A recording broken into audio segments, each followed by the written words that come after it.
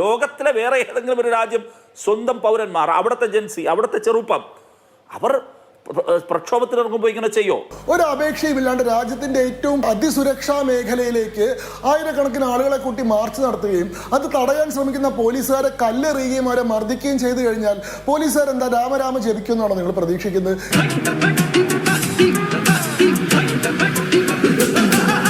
നമ്മൾ രാജ്യത്ത് കണ്ട കാര്യങ്ങൾ മാത്രമല്ല, ഇന്ത്യയുടെ ചരിത്രത്തിൽ എന്ന് മാത്രമല്ല, ലോകത്ത് സമീപകാലത്ത് എപ്പോഴെങ്കിലും നിങ്ങൾ ഇതുപോലൊരു ബ്രൂട്ടൽ അറ്റാക്ക് കണ്ടിട്ടുണ്ടോ? അത്രയും വേണം, കുറച്ച് കടുപ്പത്തിരിക്കട്ടെ. ഇന്നലെ എന്താ സംഭവിച്ചു? ഞാനതാ പറഞ്ഞു വന്നത്. ഇന്നലെ വൈകുന്നേരം വരെ ഇന്റർനെറ്റ് ഷട്ട് ഡൗൺ ആയിരുന്നു. ഇവിടെ ഒരാൾക്കും വാട്സപ്പ് സന്ദേശങ്ങൾ പോലും കൈമാറാൻ കഴിഞ്ഞിരുന്നില്ല.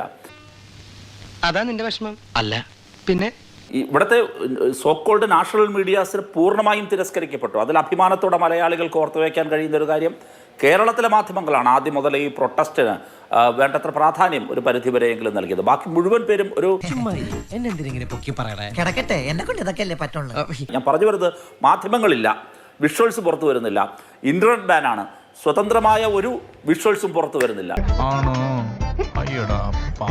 വിഷ്വൽസ് വന്നു തുടങ്ങിയപ്പോഴാ? ഇന്നലെ രാത്രി മുതലാണ്. ആ വിഷ്വൽസ് വന്നതിന് ശേഷമാണ് നമ്മുടെ രാജ്യം കൂടുതൽ ഇളകാൻ തുടങ്ങിയത്. അല്ലെങ്കിൽ നാളെ ആവട്ടെ. യഥാർത്ഥത്തിൽ അതിൻ്റെ കൂടി അനുരണനമാണ് കോൺഗ്രസിന് ഇപ്പോൾ തെരുവിലേക്ക് ഇറങ്ങാൻ നിർബന്ധിതമായത് എന്ന് ഞാൻ കരുതുന്നു. ഇന്ന് JP നഡ്ഡ കേന്ദ്രമന്ത്രിക്ക് ഹോസ്പിറ്റൽ സന്ദർശിക്കേണ്ടി വന്നു. നിങ്ങൾ നേരത്തെ ബാലഗോപാൽ റിപ്പോർട്ട് ചെയ്തതുപോലെ ജിതേന്ദ്ര സിംഗ് എന്ന് പറയുന്ന വളരെ പ്രധാനപ്പെട്ട ഒരു പോർട്ട്ഫോളിയോ കൈകാര്യം ചെയ്യുന്ന ഒരു സഹമന്ത്രിക്ക് PMOയിൽ പ്രതിനിധീകരിച്ച് നേരിട്ട് വന്ന സമരസ്ഥലത്ത് ലീഡർ ഓഫ് ഒപ്പോസിഷനോട് സംസാരിക്കാൻ നിർബന്ധിതമായിരിക്കുന്നു. ഭയങ്കരം തന്നെ. കാര്യങ്ങൾ അസാധാരണമായ നിലയിലേക്ക് പോകുന്നു. എന്തുകൊണ്ടെന്നാൽ പുറത്തു വന്ന ദൃശ്യങ്ങൾ, ആ ദൃശ്യങ്ങൾ നിങ്ങൾ നോക്കൂ, ലോകം ഞെട്ടുന്നതാണ്. ലോകം ഞെട്ടുന്ന ദൃശ്യങ്ങളാണ് പുറത്തു വന്നുകൊണ്ടിരിക്കുന്നത്. ഇതിന് സമാനമായി ലോകത്തിലെ വേറെ ഏതെങ്കിലും രാജ്യങ്ങളിൽ ഇതിന് സമാനമായ ഒരു ബ്രൂട്ടാലിറ്റി ഉണ്ടോ? ഇന്ന് ജന്തർ മന്ദറിൽ ഞങ്ങൾക്ക് കാണാൻ കഴിഞ്ഞൊരു കാഴ്ചയുണ്ട്.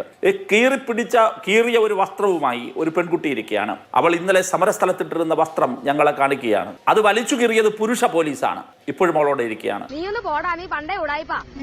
ശരീരത്തിൽ മുഴുവൻ അടിയേറ്റ് ശിരസ് പൊട്ടി ഇരിക്കുന്ന മനുഷ്യരുണ്ട് അവിടെ. ഇപ്പോഴും അവിടെ ഇരിക്കുകയാണ് അവര്, ഒന്ന് അനങ്ങാൻ പോലും പറ്റാതെ. അതുപോലെ ഹോസ്പിറ്റലിൽ കിടക്കുന്നവർ, വെന്റിലേറ്ററിൽ കിടക്കുന്നവർ, ഇങ്ങനെയുള്ള എത്ര നിഷ്ഠൂരമായ ക്രമമാണ്.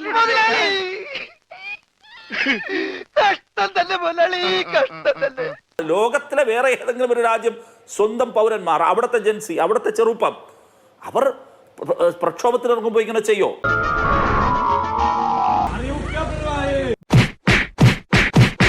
ജീവൻ അപകടപ്പെടുത്താനുള്ള തരത്തിൽ ചാടി വരുമ്പോ അതിനെ നല്ല ബലം പ്രയോഗിച്ച് തന്നെ അങ്ങോട്ട് മാറ്റണമല്ലോ. എങ്ങനെയായിരുന്നു അവരുടെ പ്രക്ഷോഭം? വളരെ പ്രധാനമാണ് അഭിലാഷേ. എന്ത് സമര രീതിയായിരുന്നു അവർ ആവിഷ്കരിച്ചത്? അവർ നിരാഹാര സമരമായിരുന്നു. സോനം വാങ്ചുക് നിരാഹാരത്തിലായിരുന്നു. അതിനുശേഷം അഭിജിത്ത് നിരാഹാരത്തിലേക്ക് പോകുന്നു. ഇതിന് SFIയുടെ അഖിലേന്ത്യാ പ്രസിഡന്റും ഐഷി ഘോഷും നിരാഹാര സമരത്തിലേക്ക് പോകുന്നു. ഐസയുടെ വിദ്യാർത്ഥി പ്രതിനിധികൾ നിരാഹാരത്തിലേക്ക് പോകുന്നു. നിങ്ങൾ നോക്കൂ, ഈ CJPയുമായി ബന്ധപ്പെട്ടവരും അതിനോടനുബന്ധമായി ലൈക്ക് മൈൻഡഡ് ആയിട്ടുള്ള വിദ്യാർത്ഥി മൂവ്മെന്റുകളും എല്ലാം സ്വീകരിച്ച സമരരീതി നിരാഹാരമായിരുന്നു. അത് നീ വല്ല സ്കൂൾ മാഷ്മാരോട് പറഞ്ഞാൽ മതി, അവര് വിശ്വസിക്കും. ആ നിരാഹാര സമരം നടത്തുമ്പോൾ ആ നിരാഹാര സമരത്തോട് ഗവൺമെന്റ് സമീപനം എന്തായിരുന്നു? സോനം വാങ്ചുക്കിനെ ഒരു തുണിയിൽ പൊതിഞ്ഞെടുത്ത് കൊണ്ടുപോയി.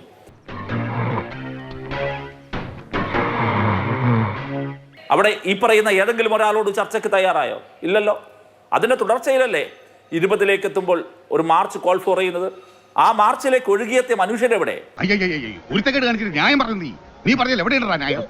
ഞാൻ ഇന്ന് ജന്തർ മന്ദറിൽ കണ്ട കാഴ്ചയിലുണ്ട്.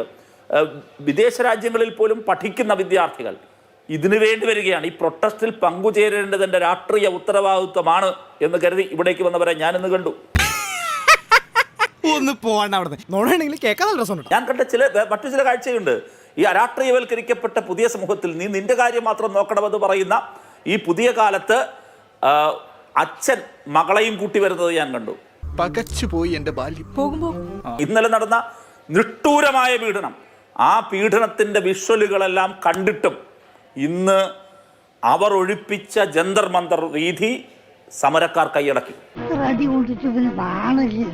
നോക്കൂ, ഡൽഹി പോലീസ് നോക്കൂത്തിയായി നിൽക്കുകയാണ്. അവർ വരെയാണ്. അവർ ദേശീയ പതാകയും കയ്യിലേന്തി, കയ്യിൽ ഇന്ത്യൻ ഭരണഘടനയും പിടിച്ച്, ചിലരുടെ കയ്യിൽ ഭഗത് സിംഗിന്റെ, രാജ്ഗുരുവിന്റെ, സുഖദേവിന്റെ, ചന്ദ്രശേഖർ ആസാദിന്റെ എല്ലാം ചിത്രം, ചിലരുടെ കയ്യിൽ മഹാത്മാഗാന്ധിയുടെ ചിത്രം, ഇതെല്ലാം പിടിച്ച് പുതിയ തലമുറ നിൽക്കുകയാണ്. മനുഷ്യനെ മരം കൊണ്ടുണ്ടാക്കിയെടുത്ത ഇങ്ങനെയൊക്കെ ഇരിക്കും. ഈ ചർച്ച ആദ്യം മുതൽ കാണുന്ന ആളുകൾക്ക് ഡൽഹിയിൽ നിന്ന് നിങ്ങളുടെ പ്രതിനിധിയായിട്ടുള്ള ശ്രീ ബാലഗോപാൽ ബി നായർ പറഞ്ഞ കാര്യവും നിങ്ങൾ പറഞ്ഞ കാര്യവും തമ്മിലുള്ള വൈരുദ്ധ്യം മനസ്സിലാവും എന്നാണ് ഞാൻ വിചാരിക്കുന്നത്. മനസ്സിലായില്ല, മനസ്സിലാക്കി തരാം. കാരണം ശ്രീ ബാലഗോപാൽ റിപ്പോർട്ട് ചെയ്യുന്ന സമയത്ത് അദ്ദേഹം പറഞ്ഞ കാര്യം, ഇടയ്ക്ക് രാഹുൽ ഗാന്ധി താഴെ വീഴുന്നത് കണ്ടു, അദ്ദേഹം മുഖം മറച്ചിരിക്കുന്നത് കണ്ടു, അദ്ദേഹത്തിന്റെ മുഖത്ത് പോലീസ് ചവിട്ടിയെന്ന് ചില ആളുകൾ ആരോപിക്കുന്നതായി കേട്ടു, പക്ഷെ അതുമായി ബന്ധപ്പെട്ട തെളിവുകൾ നമുക്ക് കിട്ടിയിട്ടില്ല. അതെ അതെ. അടുത്ത കൂടത്തിൽ അങ്ങ് സംസാരിക്കുമ്പോൾ പ്രതിപക്ഷ നേതാവിന്റെ മുഖത്ത് ചവിട്ടി എന്നതൊരു സ്ഥാപിത സത്യമായിട്ട് അങ്ങ് സംസാരിക്കും. അങ്ങയുടെ പക്ഷം അല്ല, അത് പിന്നെ ഇതൊക്കെ അവിടെ ആളുകൾ ഇന്റർനെറ്റ് സാക്ഷരതയുള്ള കാലഘട്ടത്തിൽ ഇത് ആളുകൾ രാവിലെ തൊട്ട് വൈകുന്നേരം വരെ കണ്ടുകൊണ്ടിരിക്കുകയാണെന്നും നിങ്ങളുടെ വൈകുന്നേരത്തെ ചർച്ചയിൽ നിങ്ങൾ അവതരിപ്പിക്കുന്ന അജണ്ട വെച്ചിട്ടുള്ള നാരേറ്റീവ് കൊണ്ടല്ല ആളുകൾ സത്യങ്ങൾ മനസ്സിലാക്കുന്നതും നിങ്ങൾ മനസ്സിലാക്കിയാൽ മതി. ഈ ചർച്ചയിൽ ഇപ്പോൾ കോൺഗ്രസിന്റെ പ്രതിനിധിയായിട്ടുള്ള ഡീൻ കുര്യാക്കോസ് പങ്കെടുത്തല്ലോ. അദ്ദേഹത്തെ പോലീസ് വാഹനത്തിലേക്ക് കയറ്റുന്നതിന് മുൻപ് മർദ്ദിക്കുന്നതായി കണ്ടു എന്ന് നിങ്ങൾ പറഞ്ഞു. വാഹനത്തിൽ കയറിയതിന് ശേഷം നടന്ന എന്താ നിങ്ങൾ കണ്ടോ? അത് നാട്ടുകാർ മുഴുവൻ കണ്ടിട്ട് ഞാൻ വേണമെങ്കിൽ നിങ്ങൾക്ക് ഈ ഫോണിൽ കാണിച്ചു തരാം. ഈശ്വര, ഓരോന്നോരോന്നെ പുറത്തേക്ക് വന്നോണ്ടിരിക്കുകയാണല്ലോ. നിങ്ങൾക്ക് ധൈര്യം ഉണ്ടെങ്കിൽ നിങ്ങൾ ഈ ദൃശ്യങ്ങൾ നിങ്ങളുടെ മാതൃഭൂമിയുടെ സ്ക്രീനിലൂടെ ഒന്ന് പ്രദർശിപ്പിക്കണം. എന്താണ് ഇദ്ദേഹം ചെയ്യുന്നത്? പോലീസിനെ തള്ളുന്നാണോ? എത്ര നിങ്ങൾ ലളിതവൽക്കരിച്ചു? എന്റെ അണ്ണാക്കിലെ പിരിവിട്ടിയ അണ്ണാക്കിലെ പിരിവിട്ടിയാന്ന് ഡീൻ കുര്യാക്കോസ് എന്ന് പറയുന്ന മനുഷ്യൻ ആ പോലീസ് വാഹനത്തിനുള്ളിൽ കയറി തന്നെ അങ്ങോട്ട് ഇരുത്താൻ ശ്രമിക്കുന്ന ഒരു സാധാരണക്കാരനായിട്ടുള്ള പോലീസ് കോൺസ്റ്റബിളിന്റെ കോളറിൽ പിടിക്കുകയും അയാളെ പിടിച്ച് തള്ളുകയും അയാളുടെ പുറത്തടിക്കുകയും ചെയ്യാണ്.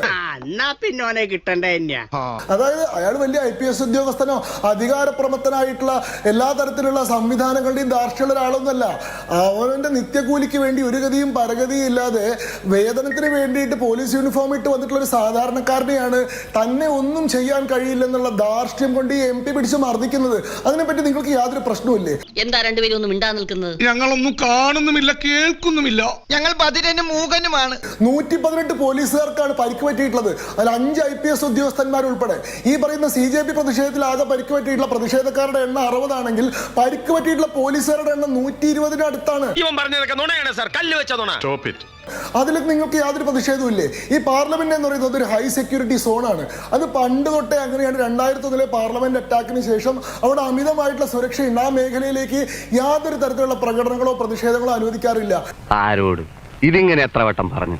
ഇനി എന്തെങ്കിലും തരത്തിലുള്ള മാർച്ച് നിങ്ങൾ നടത്തണമെങ്കിൽ നിങ്ങൾ ഡൽഹി പോലീസിൽ നിന്ന് മുൻകൂറായിട്ട് അപേക്ഷ കൊടുത്ത് നിങ്ങൾ അനുമതി മേടിക്കണം. ഈ CJP പ്രൊട്ടസ്റ്റിന് വേണ്ടിയിട്ട് എന്തെങ്കിലും അപേക്ഷ കൊടുത്തിട്ടുണ്ടോ? അതൊന്നും എനിക്കറിയാൻ മേല. ഒരു അപേക്ഷയും ഇല്ലാണ്ട് രാജ്യത്തിന്റെ ഏറ്റവും അതിസുരക്ഷാ മേഖലയിലേക്ക് ആയിരക്കണക്കിന് ആളുകളെ കൂട്ടി മാർച്ച് നടത്തുകയും അത് തടയാൻ ശ്രമിക്കുന്ന പോലീസുകാരെ കല്ലെറിയുകയും അവരെ മർദ്ദിക്കുകയും ചെയ്തു കഴിഞ്ഞാൽ പോലീസുകാർ എന്താ രാമരാമ ജപിക്കുമെന്നാണോ നിങ്ങൾ പ്രതീക്ഷിക്കുന്നത്?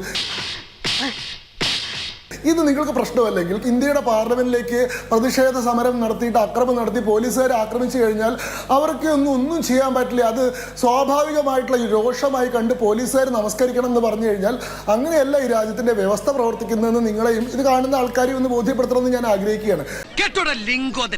ഇനി ഞാൻ ഡയലോഗ് പറഞ്ഞ നീ കരഞ്ഞു.